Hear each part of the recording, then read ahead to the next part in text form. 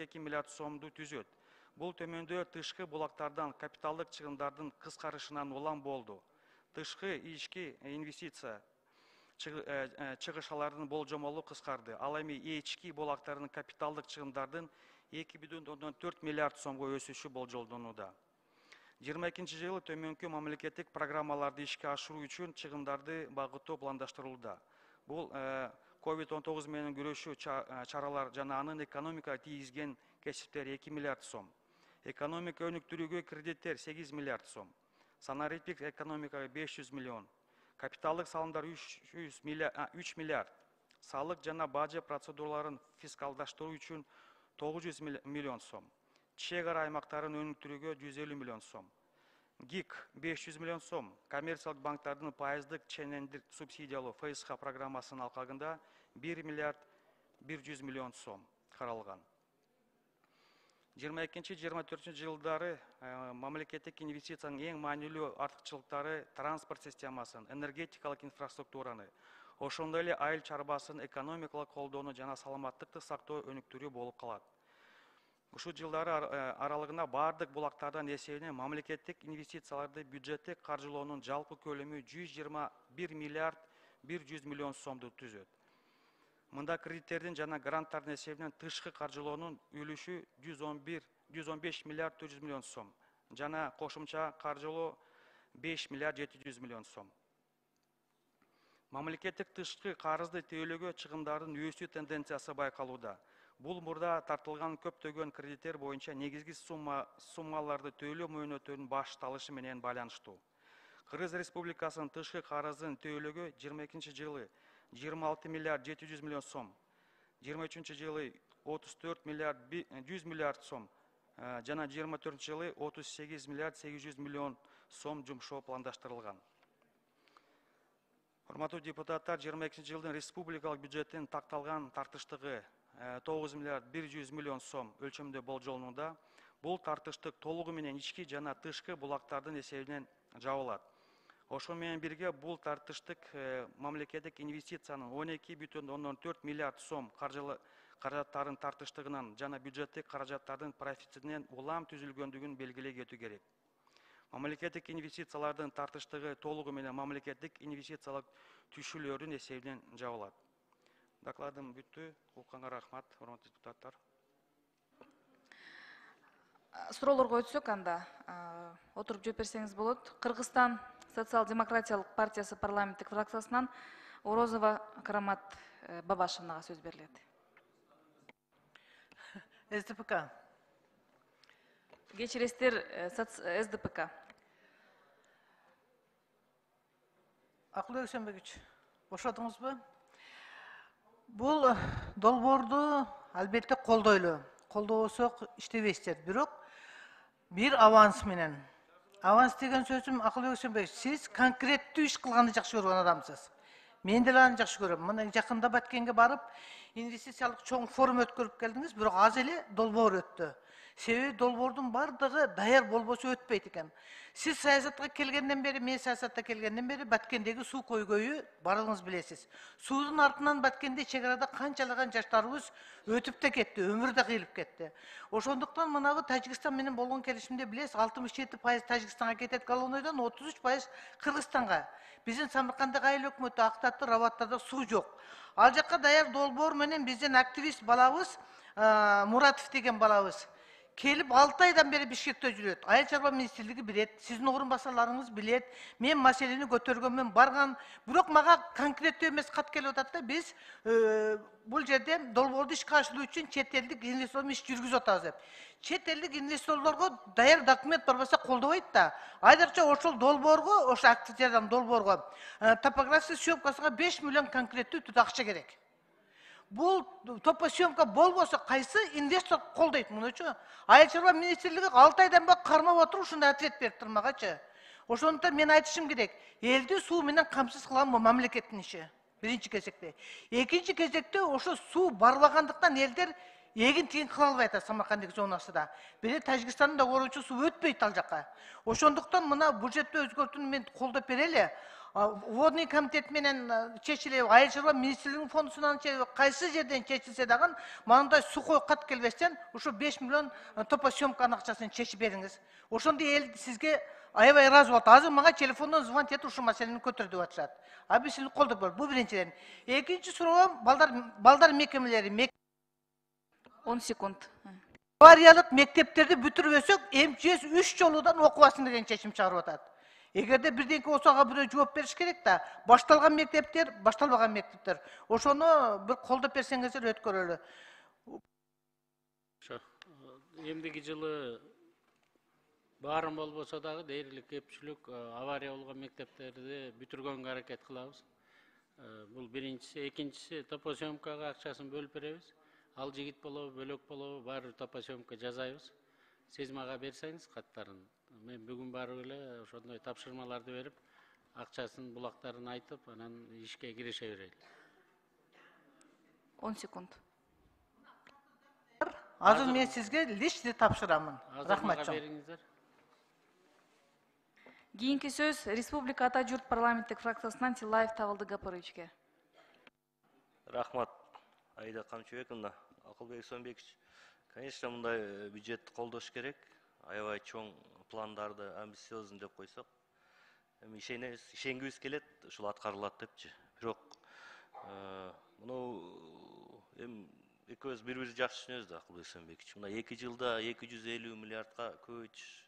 Эмненин себебинен, эмнеден күтөбүз, ошону кыска элге түшүнүктүү айтып коесузбу? 180 миллиардтан 440 миллиардка кантип секиребиз деп атам да. Быйыл бюджет 280 миллиард болмок, 308 миллиардка көтөрүп келип атабыз. 28,4 миллиардты кошумча киреше менен ички чыгашаларды иреттөө менен таптык. Эмдиги жылы мына сиздерге мурунку өкмөт менен, анда финансы министри болуп турганда киргизген бюджетке салыштырмалуу бажы инспекциясына 50 миллиардтан ашык акча кошуп атабыз, анан салык инспекциясына 50 миллиардтан ашык. Мындан тышкары спецсредства, анан неналоговый доходдор менен жалпы жонунан 2 миллиард долларга жакын кошумча акча каражат табабыз деп атабыз да. Анан ушунун баары тең жанагы салык кодекси менен иреттелет. Анан бизде саясий эрк бар, мен ошого ишенем. Мына быйыл бир 6-7 тоннанын тегерегинде алтын ала турган болсок, эмдиги жылы 15-тен 18 тоннага чейин алтын алып атабыз. Анын таза кирешеси 300 миллиондон 400 миллион долларга чейин барат деген болжолубуз бар. Ошентип биз кен казуучулардан дагы бир топ чоң киреше алган турабыз.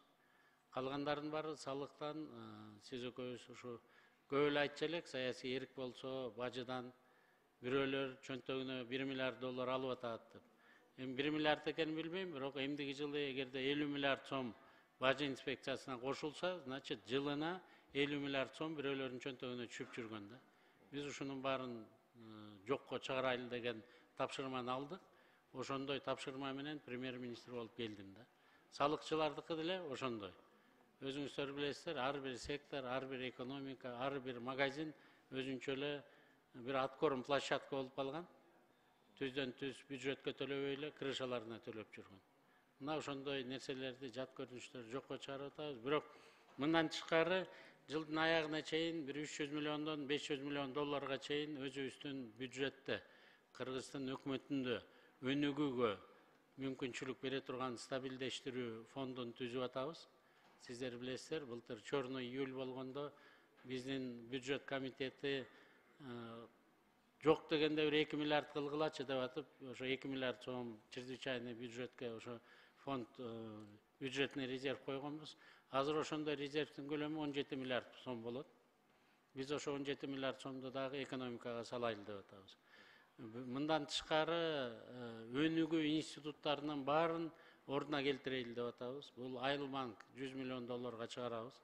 Буюрса жылдын аягына чейин 7 миллиард сомго чейин уставдык капиталы көтөрүлөт. РСК банкты көтөрөлү деп атабыз. Керемет банкы мына быйыл кирешеге жаңы чыкты, бирок аныкы уже 100 миллион доллар болду да. 3 банкыбызда жетиштүү көлөмдөгү уставдык капиталдары болот. Бул элдин калың катмарында банкка түшпөй калган акчаларга мүмкүнчүлүк берет, депозиттерин баарын көбөйтүп, анан чет мамлекеттен дагы акча алып келип экономика салганга.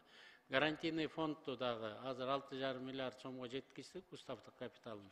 Муну дагы бир 8,5-9 миллиардга жеткизип, Кыргызстанда залог проблемасын чечип атабыз. Жаңы проектлерге залог проблемаларын чечип атабыз.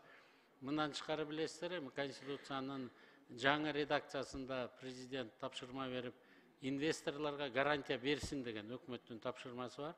Биз болгон биздин инвесторларга эгерде бизнес проектиси туура келсе, кирешелүү болсо, анда частный секторго дагы гарантия бергенге даярбыз.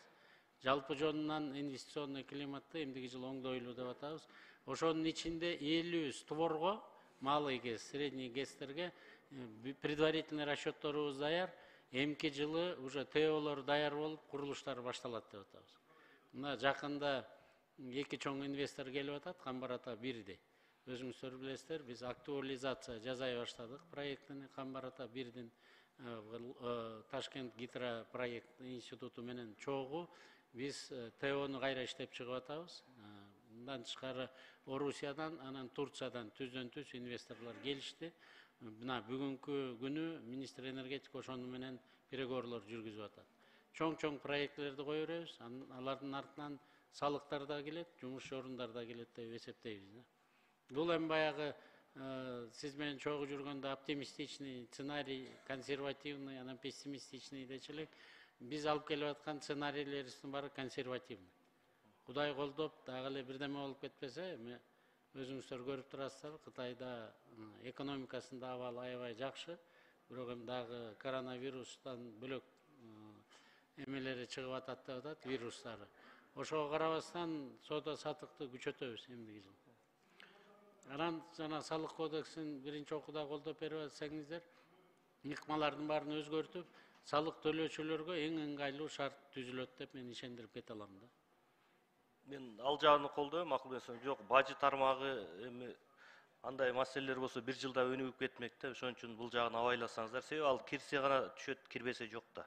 Ал боюнча жанагы салык кодекстерин оңдоп, жандай өзгөртүүлөргө барсак түшөт деп ойлойм. Мурат Абылайгапович, өткөндө урматтуу Садыр Нуркожоевич Ошко барып, Шайланар убагында.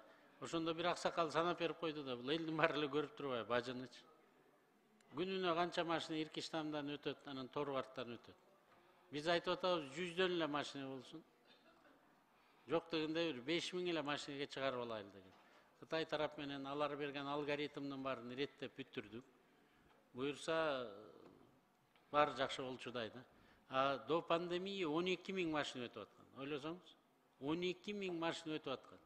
Анан ошондо бюджетке 38 миллиард түшүп аткан. Биз азыр айтып атабыз, 5000 эле машина өтсө, биз бюджетке кошумча 1 миллиард долларга жакын акча алабыз деп атабыз. Анан эми ошончо теневой поток барбы жокпу экенин эмдиги жыл көрсөтөт да. Анан эми социально ориентированный бюджет да биз. Эми сиздердин оюңуздар кандай? Өнүгүүгө өтөбүзбү же кайра эле ошо пенсия пособия төлөп жүрө беребизби дейм да. Так, биздин саясатыбыз аныкталып бүттү. Стратегияда президент 5 жылдык стратегияны бекитип берди 2026 жылга чейин. Байлар менен орто катмарга биздин Кыргызстандын меркалары боюнча бир 200.000 байыбыз бар, үй бүлө бар. 1 миллионго жакын орто катмар бар. Анан 200.000 кедейлер бар. Колунда жоктогулардын үйүн 183.000 үй бүлө бар деп тактап чыктык. Азыр эми үйүнө чейин сүрөткө тартып, атайын өзүнчө карап көзөмөлгө алабыз.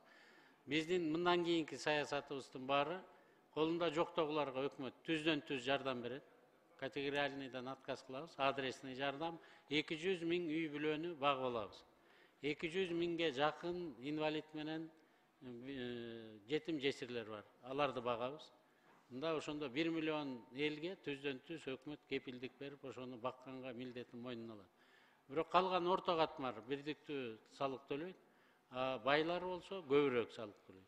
Тарифтерин дагы көбөйтөбүз байлардын, жакшынакай жүргөн машинелердин салыктарын көбөйтөбүз, үйлөрдүн салыктарын көбөйтөбүз. Айтор ошонун эсебинен 1 миллион 200.000 салык төлөөчүлөрдүн эсебинен үй бүлөдөн 200.000 үй бүлөнү тың багып алабыз.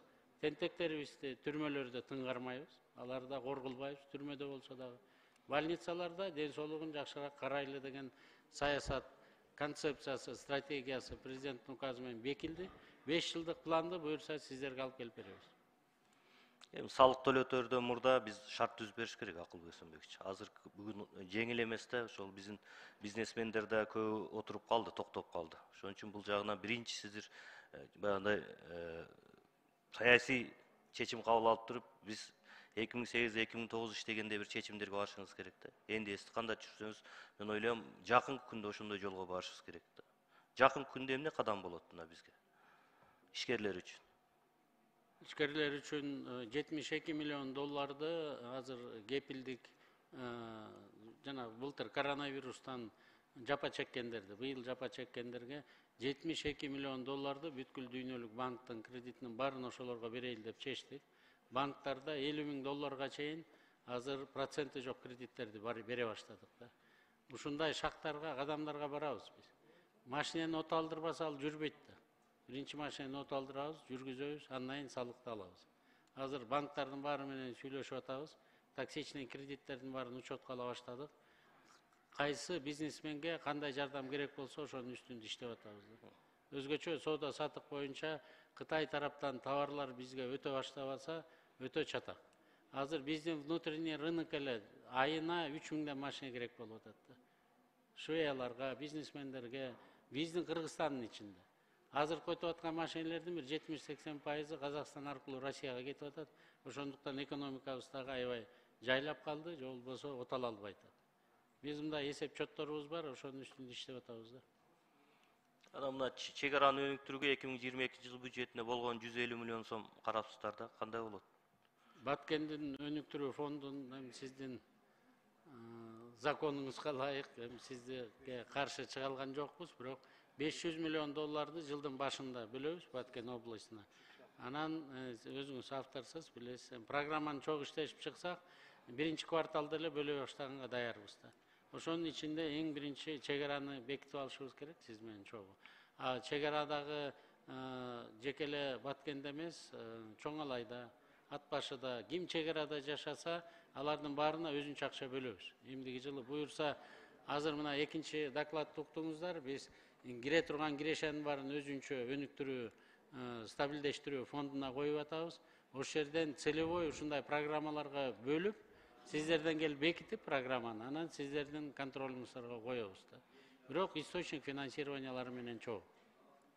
Рахмат, көңүл буруш керек. Анан акыркы суроом, Акылбек Өсөнбекович, айтсаңыз, биздин мугалимдер менен врачтар, анан младший техперсонал деп биз былтыр да бюджетке киргизип бердик эле, эмне кандайдыр себептер менен алардын айлык маянасы көтөрүлбөй калды, баягы 3000 сом, 2000 сом, 5000 сомго чейин айлык алат да.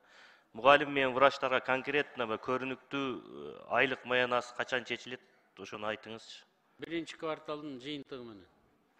Уже баарына көтөрүлөт, Биринчи кварталдын жыйынтыгы менен канча процентке көтөрөбүз так билинет. 50%габы, 30бу же 80ге, же 100гөбү.